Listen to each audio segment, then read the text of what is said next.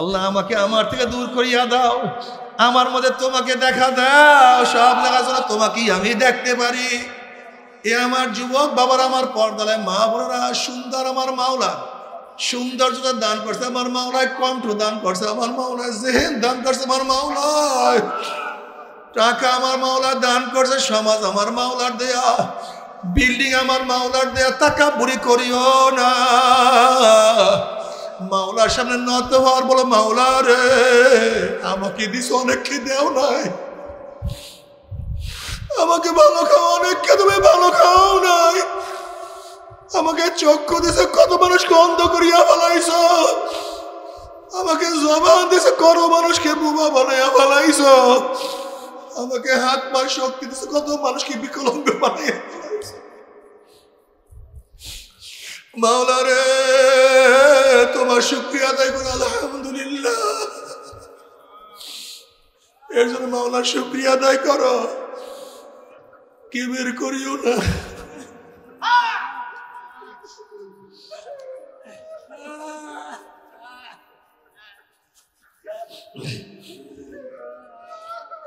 আমার মামারা ও আমার পর্দা মা বোনেরা, আমি তো আগেই বলছি আমার মাওলা বেনিয়াজ বেপরোয়া সবাইকে মাওলা জাহান্নামে দিয়া দিলে, আমার মাওলার কাছে প্রশ্ন করার কার কোনো ক্ষমতা না। আল্লাহ আমাদেরকে জাহান্নামে দিও না, আল্লাহ আমাদেরকে জাহান্নামে দিও না।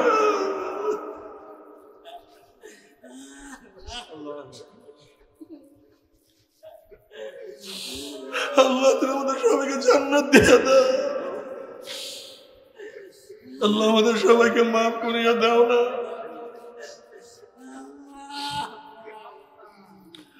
ও বাবারা, আমার মাওলাকে বড় মনে করো, নিজেকে বলো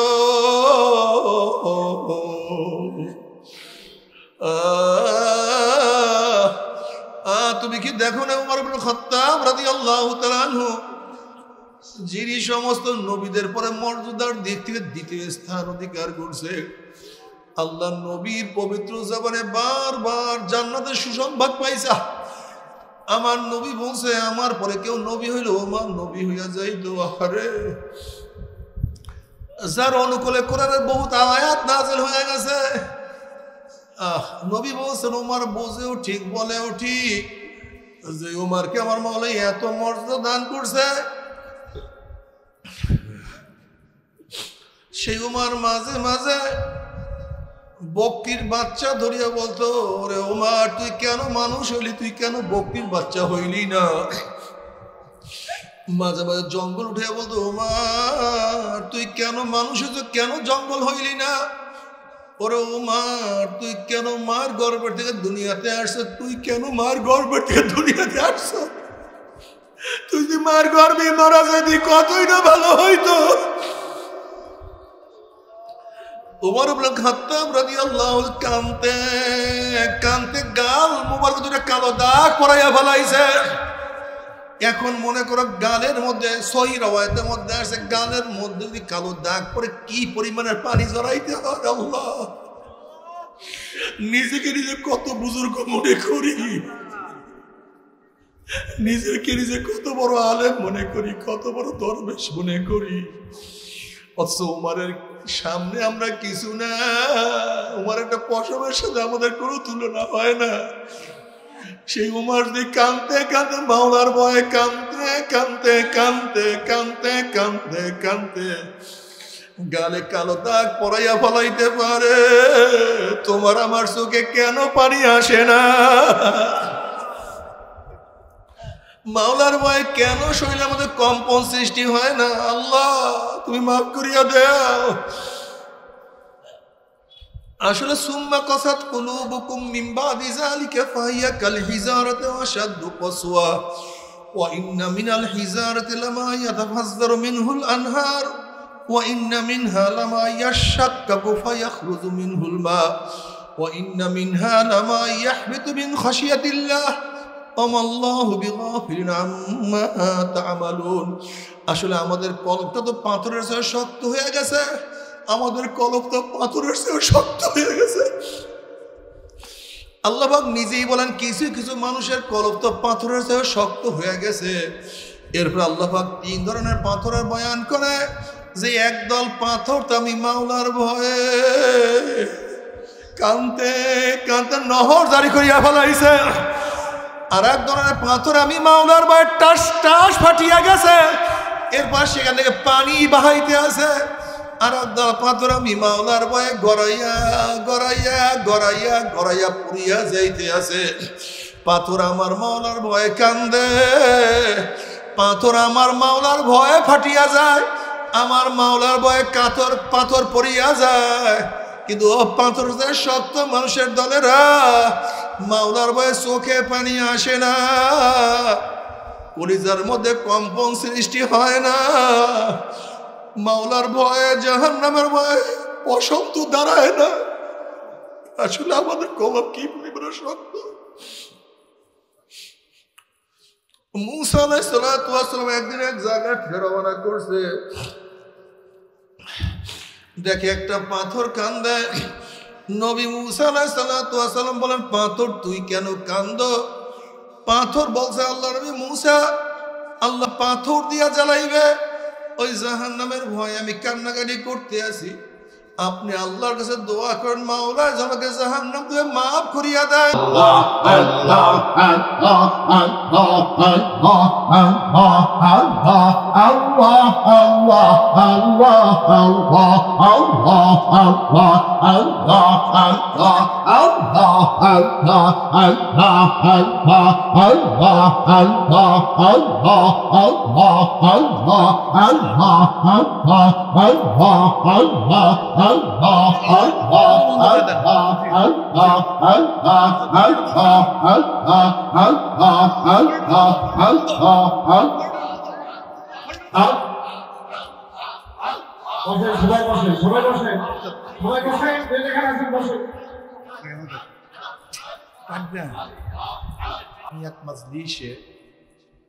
আসার বসার বলা শোনার তৌফিক আল্লাহ পাক দান করছেন, শুকরিয়া তান সবাই বলি আলহামদুলিল্লাহ।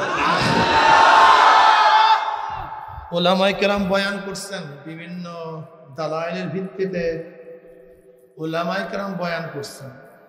মূল উদ্দেশ্য কি বয়ানের? এই গোটা দুনিয়ার যত মানুষ দেখেন মৃত্যুর পরে মানুষগুলি 2 ভাগে বিভক্ত হয়ে যাবে। কয় ভাগে? ফারিকুন ফিল জান্নাতি ওয়া ফারিকুন ফিস সাইর। একদল জান্নাতি আর একদল জাহান্নামী। একদল জান্নাতি আর একদল, আর কোনো পথ নাই, মত নাই, গ্রুপ নাই, কিচ্ছু নাই, সব শেষ।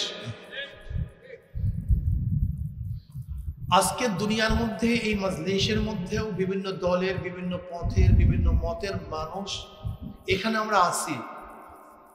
কেউ ধনী, কেউ গরিব, কেউ শিক্ষিত, কেউ মূর্খ, কেউ সুস্থ, কেউ অসুস্থ, কেউ সুখী, কেউ দুঃখী, কেউ আওয়ামী লীগ, কেউ বিএনপি, কেউ জাতীয় পার্টি, কেউ মাসুদ, কেউ চরমনাইকে মহাব্বত করি, কেউ ঘৃণা করি।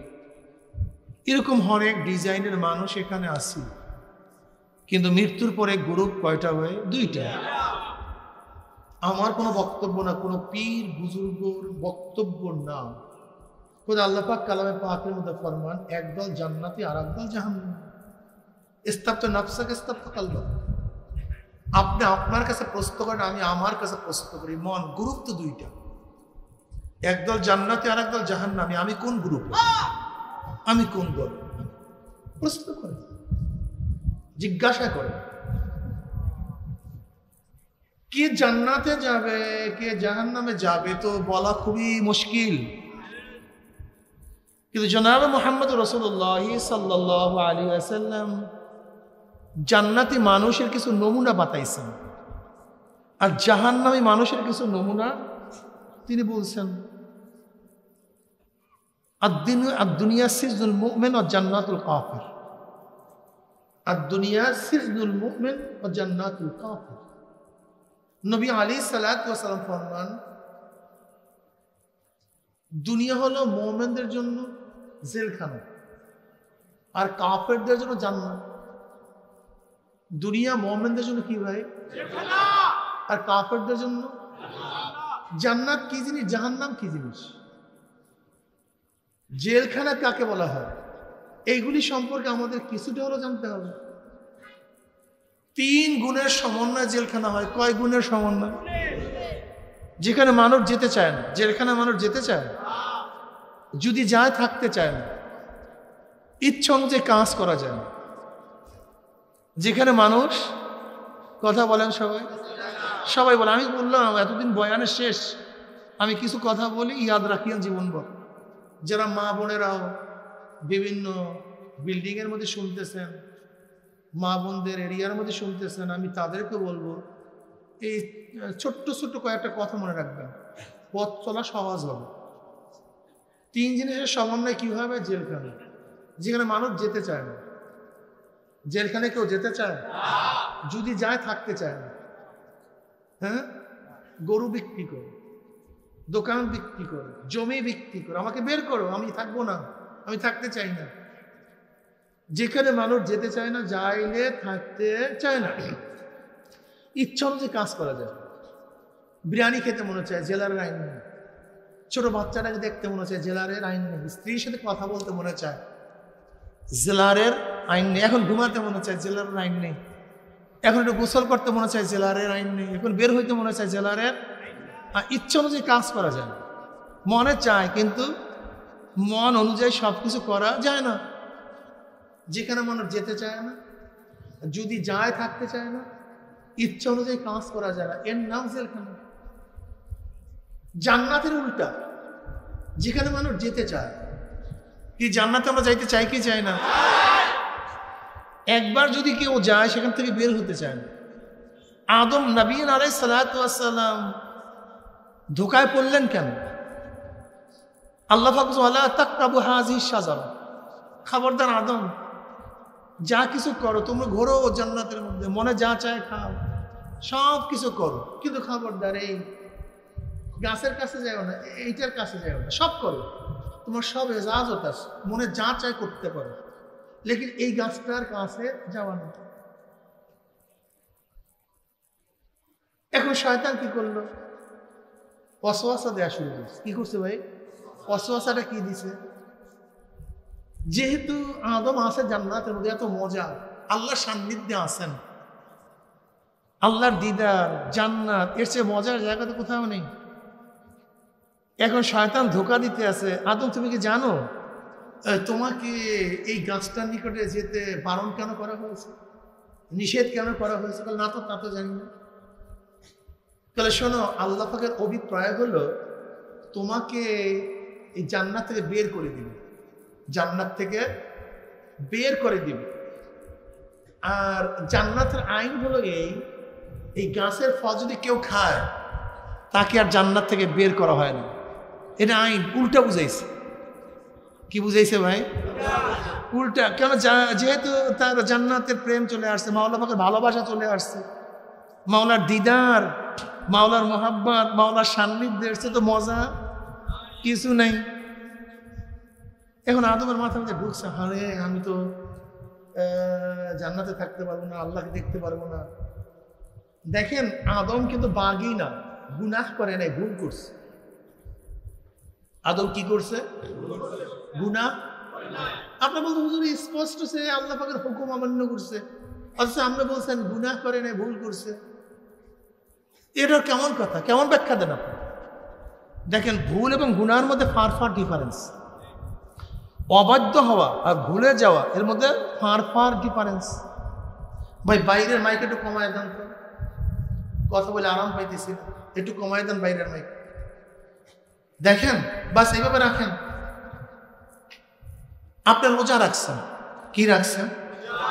রোজা রাখছেন।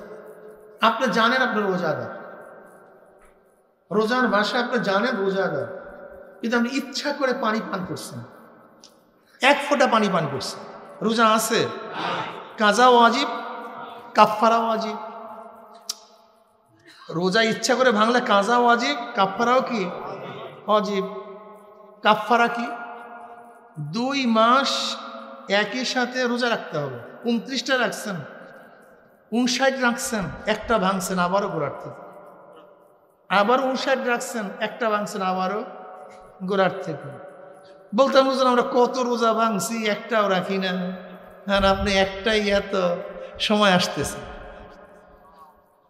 সময় তুমি বলতে পারো এত ডাকাতি করি কই, কিছুই তো হয় না, এত চুরি করলাম কিছুই তো হয় না।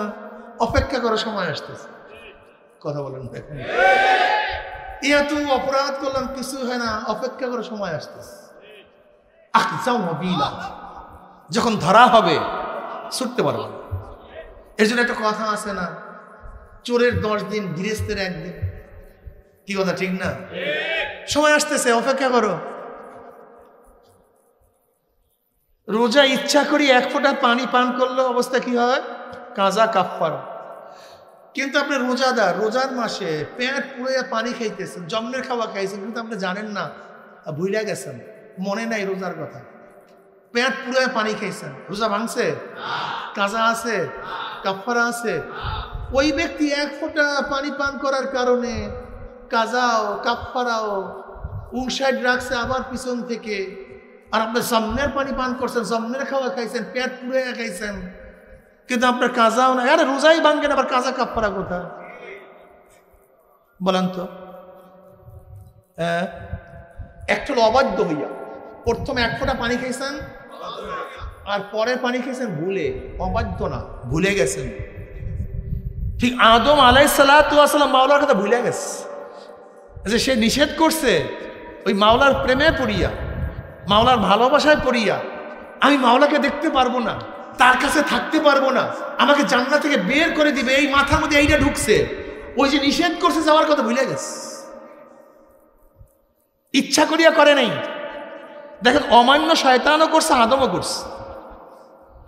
শয়তানকে আল্লাহ পাক বলছে সেজদা কর, আদমকে সেজদা, আদম কি আদমকে সেজদা করে নাই? কে করে নাই? করছে যে সেজদা কর, কিন্তু সেজদা করে নাই, একটা হুকুম অমান্য করছে। আর আদমকে বলছে গাছের কাছে যাইও না, কিন্তু গেছে ফল ভক্ষণ করছে, সে অমান্য একটাই করছে। অথচ আদমকে আল্লাহ নবিউল্লাহ সফিউল্লাহ বানায় দিয়েছেন, আর শয়তানকে লানাতুল্লাহ। কারণ দেখো অমান্য তো সুবাহু একই, বাহ্যিক দৃষ্টি উভয় তো পানি খাইছে।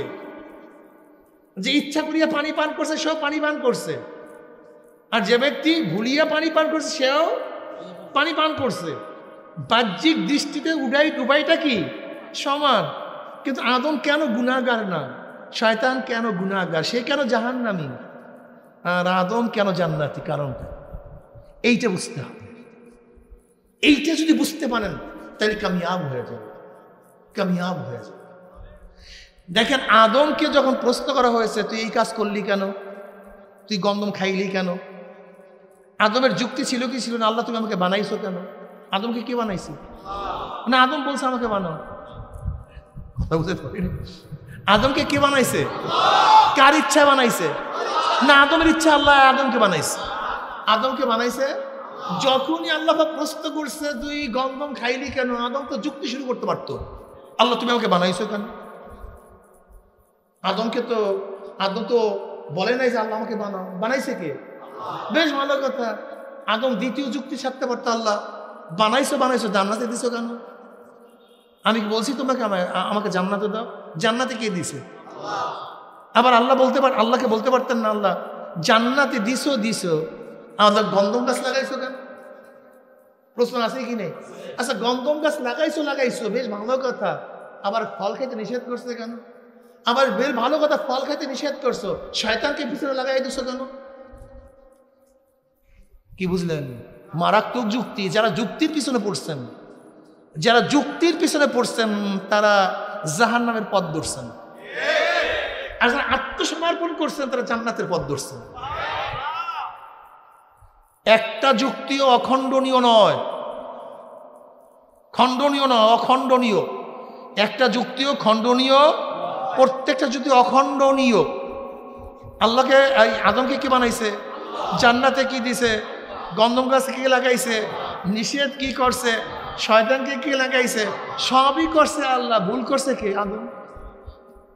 কিন্তু আদম কি বললেন?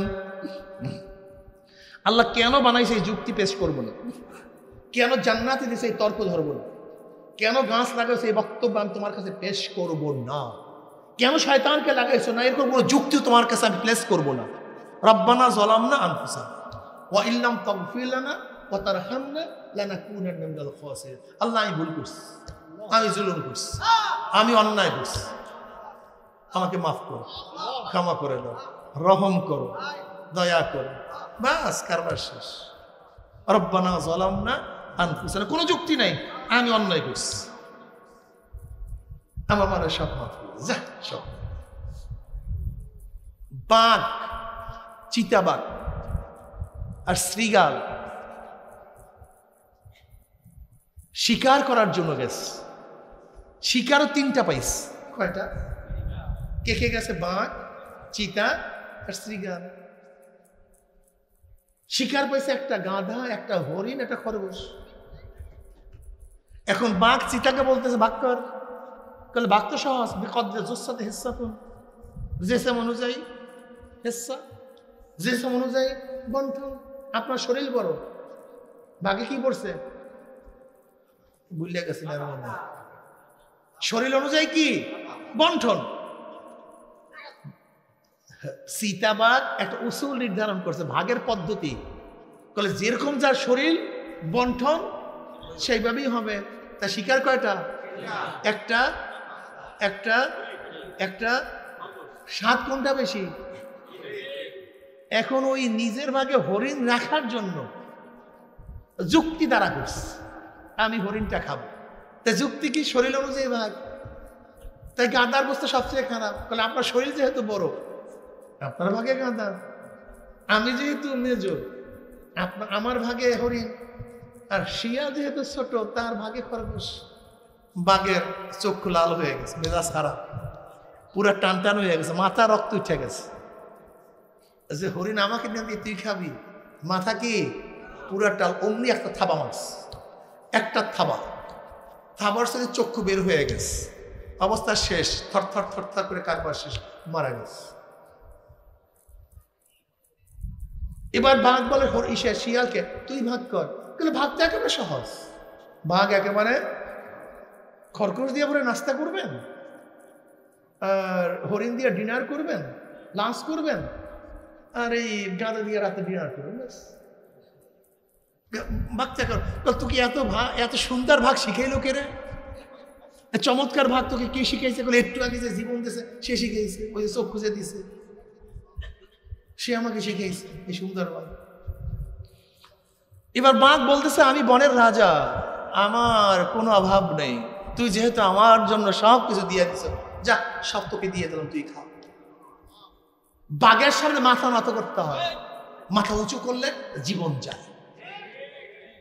আল্লাহ বড়, তার সামনে যুক্তি দিলে জাহান্নামে যেতে হয়, খাবা খেতে হয়, আর মাথা নত করলে আজীবন জান্নাতে থাকা যায়। নত হও, আল্লাহর সামনে নত হও। সিনা ফুলাইছো কি লাত্তি খাবো? কোনো কথা নেই, কোনো কথা নেই। তুমি কি দেখো না, চোর যদি একটু শাহেনশাহী ভাব দেখায় কি হয়? কথা বলে না, কেন মায়ের কম খায় না বেশি খায়? কিন্তু যত নত হয়, সিনা ফুলায়ও না। সিনা ফুলাবা তো গুতার চোটে অবস্থা কেরাসিন হয়ে যাবে। মাথা নত করবো আমার মাওলা আকবার, আল্লাহু আকবার আলা কুল্লি শাই। আমার মাওলা সবচেয়ে বড়, সব দিক থেকে বড়। আল্লাহু সামাদ, আল্লাহ বেনিয়াজ, বেপরোয়া। আমার মাওলা যদি গোটা দুনিয়ার নবীদেরকে জাহান্নামে দিয়া দেন, গোটা নবীদেরকে জাহান্নামে দিয়া দেন, এই প্রশ্ন করার ক্ষমতা নাই আল্লাহ নবীদেরকে জাহান্নামে দিয়েছেন কেন? আবার গোটা কাফেরদেরকে আল্লাহ জান্নাতি দিয়া দিলে এই প্রশ্ন করার ক্ষমতা নাই আল্লাহ সমস্ত কাফেরদেরকে জান্নাতি দিয়েছেন কেন? বেনিয়াজ, বেপরোয়া। কুল হুয়াল্লাহু আহাদ, আল্লাহুস সামাদ, লাম ইয়ালিদ ওয়া লাম ইউলাদ ওয়া লাম ইয়াকুল লাহু কুফুয়ান আহাদ। দেখো না কি শিক্ষা দেয় আল্লাহ। আজানের শুরুতে বলে আল্লাহু আকবার, আল্লাহু আকবার, আল্লাহু আকবার, আল্লাহু আকবার। আবার নামাজে দাঁড়াও, কি বলেন? রুকুতে যাও, সিজদায় পড়ো, সিজদার থেকে ওঠো। কি বুঝায়? সবচেয়ে বড় কে? আমার মাওলায় মাওলা, আমরা সবাই গোলাম। আমার মাওলা বড়, আমরা সবাই ছোট। আমার মাওলা হাকেম, জজ, বিচারক, আমরা সবাই আসামি। এই মিয়া, দুনিয়ার একজন জজ সাহেবের সামনে, ম্যাজিস্ট্রেটের সামনে আপনি অপরাধ না করলেও কেস হইলে, অপরাধ করেন না কিন্তু কি হয়েছে, এখন আপনি আসামি। আপনি অপরাধ করেন অথবা নাই করেন, সেটা জাস্টিফিকেশন পরে হবে, সে ফয়সালা পরে। যে ব্যক্তি জীবনে অপরাধ করে তার বিরুদ্ধে কেস হইলে এখন সে কি জজের সামনে কেমনে দাঁড়ান? মাথা নত, মাথা নত, দুই হাত জোর, অবনত মস্তিষ্ক, চেহারায় হাসি নাই, থরথর করে কলিজা কাঁপে, অথচ আপনি অপরাধ করেন নাই। এরপরে জজের সামনে যদি কলিজা কাঁপতে পারে, মাথা অবনত হতে পারে, চোখে পানি আসতে পারে, থরথর করে কলিজা কাঁপতে পারে, আহকামুল হাকিম রব্বুল আলামিনের সামনে দাঁড়াই, আর আমরা বুক উঁচা করে দাঁড়াই, মাথা নত করে। তোমার সে আমার সে বড় জালেম আর কেউ হতে পারে না। মাথা নত করে, মাথা নত করে, যুক্তিতে যাইও না। শয়তানের মতো আনা খয়রুম মিনহু খলাকতানি মিন নারি ওয়া খলাকতাহু মিন তিন। আমি আদমের চেয়ে ভালো। আদমকে বানাইছো মাটি দিয়ে, আমাকে বানাইছো আগুন দিয়ে। আগুনের গতি উপরের দিকে, মাটির গতি নিচের দিকে। কেন আমি আদমকে সেজদা করব? আদম আমাকে সেজদা করবে। যুক্তির মধ্যে গ্যাস হতো, লাত্তি খেয়ে জাহান্নামে চলে যাবো। অনেকে যুক্তি দেয় না, এত এত নামাজ কেন কইছি, এত রোজা কি রাখা যায়, এই বয়সের নারীর কি রাখা যায়, আমি এত সুন্দরী, এ গাদা তুই সুন্দরী দেখিয়া তুই বেপর্দা অবস্থায় হাঁটো, এই সুন্দরী কে বানাইছে? তোকে সুন্দরী কে বানাইছে? আজকে তুমি এত ধনী, এত তাকাব্বুরি করে, তোমার এই টাকা কে দান করছে? তোমার কণ্ঠ এত ভালো, তুমি তাকাব্বুরি করে, এই কণ্ঠ তোমাকে কে দান করছে? আজকে মেধা নিয়ে তাকাব্বুরি করে, মেধা কে দান করছে? সবই আমার মাওলা, তোমার আমার কিছু না, কিছু না। এর জন্য কি বল, আয় খোদা মুঝসে মুঝকো দূর কর, আয় খোদা মুঝসে মুঝকো দূর কর, তাকে দেখো মুঝমে তুঝকো এক নজর। আল্লাহ আমাকে আমার থেকে দূর করিয়া দাও, আমার মধ্যে তোমাকে দেখা দাও, সব জায়গায় যেন তোমাকেই আমি দেখতে পারি। এ আমার যুবক বাবার, আমার পর্দায় মা বোনেরা, সুন্দর আমার মাওলা, সৌন্দর্যতা দান করছে আমার মাওলায়, কণ্ঠ দান করছে আমার মাওলায়, জেহেন দান করছে আমার মাওলায়, টাকা আমার মাওলা দান করছে, সমাজ আমার মাওলার দেয়া, বিল্ডিং আমার মাওলার দেয়া। তাকাব্বুরি করিও না, মাওলার সামনে নত হওয়ার বলো, মাওলা রে আমাকে দিস, অনেককে দেও নাই, আমাকে ভালো খাও, অনেককে তুমি ভালো খাও নাই, আমাকে চক্ষু দিছে, কত মানুষকে অন্ধ করিয়া ফেলাইছ, আমাকে জবান দিছে, কত মানুষকে বোবা বানাইয়া ফেলাইছ, আমাকে হাত পা শক্তি দিছে, কত মানুষকে বিকলাঙ্গ বানাইয়া ফেলাইছ। মাওলা রে তোমার শুকরিয়া আদায় করে আলহামদুলিল্লাহ। এর জন্য মাওলার শুকরিয়া আদায় করো, কিবির করিও না।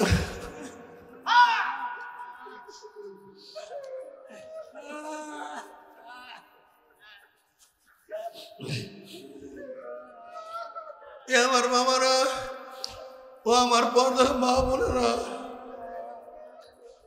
আমি তো আগেই বসে আমার মাওলা বেনিয়াজ বেপরোয়া সবাইকে মাওলা জাহান্নামে দিয়া দিলে, আমার মাওলার কাছে প্রশ্ন করার কার কোনো ক্ষমতা না। আল্লাহ আমাদেরকে জাহান্নামে দিও না, আল্লাহ আমাদেরকে জাহান্নামে দিও না।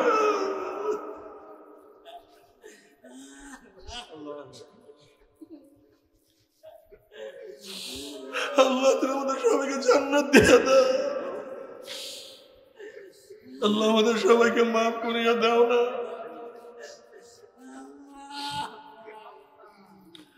ও বাবারা, আমার মাওলাকে বড় মনে করো, নিজেকে বলো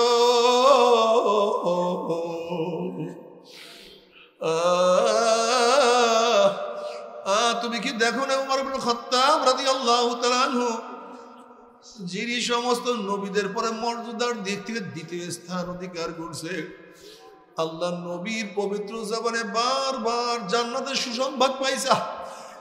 আমার নবী বলছে আমার পরে কেউ নবী হইল আমার নবী হইয়া যাইত। আরে যার অনুকূলে কোরআনের বহুত আয়াত নাযিল হয়ে গেছে। নবী বলছেন ওমর বোঝেও ঠিক বলেও ঠিক যে ওমরকে আমার মাওলা এত মর্যাদা দান করছে। সেই ওমর মাঝে মাঝে বকরির বাচ্চা ধরিয়া বলতো, ওরে ওমর তুই কেন মানুষ হইলি, তুই কেন বকরির বাচ্চা হইলি না? মাঝে মাঝে জঙ্গল উঠে বলতো, ওমর তুই কেন মানুষ হইছ, কেন জঙ্গল হইলি না? ওরে ওমর তুই কেন মার গর্ভের থেকে দুনিয়াতে আসছ, তুই কেন মার গর্ভের থেকে দুনিয়াতে আসছ? তুই যদি মার গর্ভে মারা যাইতি কতই না ভালো হইতো। ওমর ইবনে খাত্তাব রাদিয়াল্লাহু কানতে কানতে গাল মোবারক দুটো কালো দাগ পরাইয়া ফেলাইছে। এখন মনে করো গালের মধ্যে সহি রওয়ায়াতের মধ্যে আছে গালের মধ্যে যদি কালো দাগ পরে কি পরিমাণের পানি জড়াইতে হয়। আল্লাহ, নিজেকে নিজে কত বুজুর্গ মনে করি, নিজেকে নিজে কত বড় আলেম মনে করি, কত বড় দরবেশ মনে করি।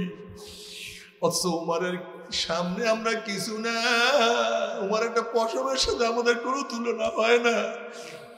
সেই উমার যদি কাঁদতে কাঁদতে মাওলার ভয়ে কাঁদতে কাঁদতে কাঁদতে কাঁদতে কাঁদতে কাঁদতে গালে কালো দাগ পরাইয়া ফলাইতে পারে, তোমার আমার চোখে কেন পানি আসে না? মাওলার ভয়ে কেন শরীরে আমাদের কম্পন সৃষ্টি হয় না? আল্লাহ তুমি মাফ করিয়া দাও। আসলে সুম্মা কাসাত কুলুবুকুম মিন বাদি যালিকা ফাহিয়া কাল হিজারাতি ওয়া আশাদ্দু কাসওয়া ওয়া ইন্না মিনাল হিজারাতি লামা ইয়াতাফাজ্জারু মিনহুল আনহার ওয়া ইন্না মিনহা লামা ইয়াশাক্কাকু ফায়াখরুজু মিনহুল মা ওয়া ইন্না মিনহা লামা ইয়াহবিতু মিন খাশিয়াতিল্লাহ ওয়ামাল্লাহু বিগাফিলিন আম্মা তা'মালুন। আসলে আমাদের কলবটা তো পাথরের চেয়ে শক্ত হয়ে গেছে। আমাদের কলব তো পাথরের চেয়ে শক্ত হয়ে গেছে। আল্লাহ পাক নিজেই বলেন কিছু কিছু মানুষের কলব তো পাথরের চেয়ে শক্ত হয়ে গেছে। এরপর আল্লাহ পাক তিন ধরনের পাথরের বয়ান করে যে একদল পাথর তো আমি মাওলার ভয়ে কাঁদতে কাঁদতে নহর জারি করিয়া ফেলাইছে। আর এক ধরনের পাথর আমি মাওলার ভয়ে টাস টাস ফাটিয়া গেছে, এরপর সেখান থেকে পানি বাহাইতে আছে। আর একদল পাথর আমি মাওলার ভয়ে গড়াইয়া গড়াইয়া গড়াইয়া গড়াইয়া পুড়িয়া যাইতে আছে। পাথর আমার মাওলার ভয়ে কান্দে, পাথর আমার মাওলার ভয়ে ফাটিয়া যায়, আমার মাওলার ভয়ে কাতর পাথর পড়িয়া যায়। কিন্তু ও পাথর শক্ত মানুষের দলেরা মাওলার ভয়ে চোখে পানি আসে না, কলিজার মধ্যে কম্পন সৃষ্টি হয় না। মাওলার ভয়ে জাহান্নামের ভয়ে পশম তো দাঁড়ায় না। আসলে আমাদের কলব কি পরিমাণে শক্ত। মুসা আলাইহিস সালাতু ওয়াস সালাম একদিন এক জায়গায় রওনা করছে, দেখে একটা পাথর কান্দে। নবী মুসা আলাইহিস সালাতু ওয়াস সালাম বলেন, পাথর তুই কেন কান্দো? পাথর বলছে, আল্লাহ নবী মুসা, আল্লাহ পাথর দিয়া জ্বালাইবে, ওই জাহান্নামের ভয়ে আমি কান্নাকাটি করতে আছি। আপনি আল্লাহর কাছে দোয়া করেন মাওলা আমাকে জাহান্নাম থেকে মাফ করিয়া দেয়। মুসা আলাইহিস সালাম আল্লাহর কাছে বলেন, মাওলা রে চোখে পানি নাই, তুমি কি জানো চোখের পানির কত দাম? কিয়ামতের মধ্যে আল্লাহ পাক এক ব্যক্তিকে জাহান্নামের ফয়সালা দিয়ে দিবে। অমনি চোখের একটা পশম বলবে, মাওলা রে তোমার নবী সত্য বলছে না মিথ্যা বলছে? আল্লাহ পাক বলবে, আমার নবী যা বলছে সবই সত্য বলছে, মিথ্যা বলার তো প্রশ্নই হইতে পারে না। তখন চোখের পশম বলবে, মাওলা রে তোমার নবীর ঘোষণা, মান বাকা মিন খাশিয়াতিল্লাহি হারামাল্লাহু তিলকাল আইন আলান নার। যেই চক্ষু তোমার ভয়ে তোমার ভয়ে জাহান্নামের ভয়ে কাঁদবে, সেই চোখের উপরে তুমি জাহান্নামের কোন হারাম করিয়া দিবা। এইটা তোমার নবীর ঘোষণা। আমি চোখের পশম সাক্ষী দিতে আছি তোমার এই বন্দার নামাজের দ্বারা কত কান্না কানছে, রুকুতে গিয়া কত পানি ঝরাইছে, সেজদায় পড়িয়া কত মাটি ভিজাইছে, ওয়াজ নসিহাতে কাঁদতে কাঁদতে কত বুক বসাইছে। এরপরে তুমি তাকে কিভাবে জাহান্নামের ফয়সালা দিলা?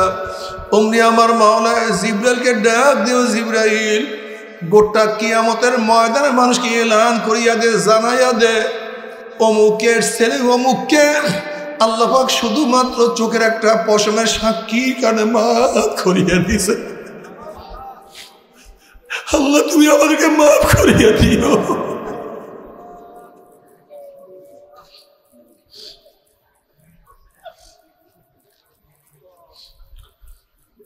জনাবে মুহাম্মদ রাসূলুল্লাহ সাল্লাল্লাহু আলাইহি ওয়াসাল্লাম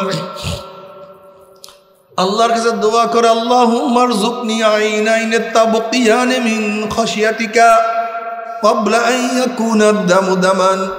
মাওলা হে, তুমি আমাকে এমন দুইটা চক্ষু দান করো যে চক্ষু তোমার ভয়ে সব সময় কাঁদতে থাকবে। তুমি আমাকে এমন দুইটা চক্ষু দান করো যে চক্ষু তোমার ভয়ে সব সময় কাঁদতে থাকবে। ওই দিন কান্নার আগে যেদিন চোখের পানি শেষ হয়ে অনর্গল রক্ত বাইর হওয়া শুরু হবে, আল্লাহ মাফ করিয়া দিও। আল্লাহ দুনিয়াতে কান্দাইয়া নিও, কবরে কান্দাইও না। দুনিয়াতে কান্দাইয়া নিও, কিয়ামতে কান্দাইও না। দুনিয়াতে কান্দাইয়া নিও, মিজানে পুলসরাতে কান্দাইও না। ওই কান্নাটা শেষ হবে না।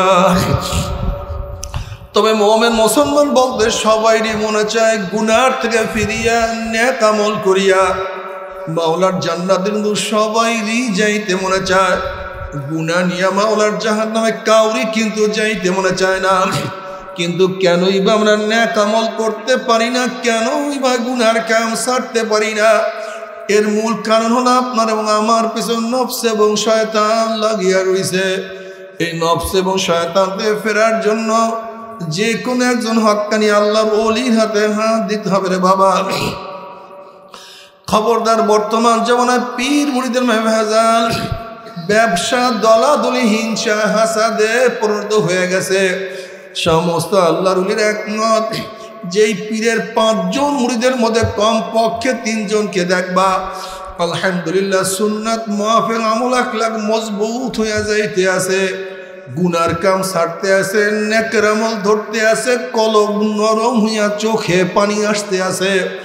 বৃক্ষতর নাম কি, ফলে পরিচয়? আমি চরমনায় বুঝি না। চরমনের দাওয়াত, প্রশংসা, প্রচার প্রসার করার জন্য আসিনে রে বাবা। চরমনায় যাওয়ার তোমার কোনো দরকার নাই, কোনো দরকার নাই, কোনো দরকার নাই। তুমি যার কাছে গিয়া পারো গুনার কাম ছাড়ো, নেকের আমল ধরো, কলব নরম করিয়া চোখে পানি নিয়া মাওলার কবরে যাইও। যেরকম দুনিয়ার ঘরে আগুন লাগলে পানি ছাড়া নিবানো যায় না, ঠিক তদ্রুপ তোমার এবং আমার গুনার দ্বারা যেই জাহান্নামের আগুন জ্বলিয়া রইছে, চোখের পানিও ছাড়া কিন্তু জাহান্নামের আগুন নিবানো সম্ভব না। কাজে বাবা, আমার জন্য দোয়া চাই, আমিও দোয়া করি। সময় সবার জন্য প্রাণ খুলিয়া দোয়া করো, যেন কিয়ামতের ময়দানে গলাগলি বাঁধিয়া মাওলা একসাথে জান্নাতে যাওয়ার তৌফিক দিয়া দেয়। আল্লাহুম্মা আমিন। ও আমার পর্দালা মা বোনেরা, 2 হাত তুলিয়া মাওলার দরবারে কান্দ আর মাওলার কাছে মাপ চাও। কান্না না আসলে মনের বোঝা ওরে মন। একদিন এই ঘরের দরজা দিয়ে নতুন বউ হয়ে উঠছিল মন। কত মেয়ে লোকে শরবত খাওয়াছে, কত মেয়ে লোকে বাতাস করছে। আবার একদিন এই ঘরের দুয়ার দিয়ে মরণ আসিয়া বাইর হব।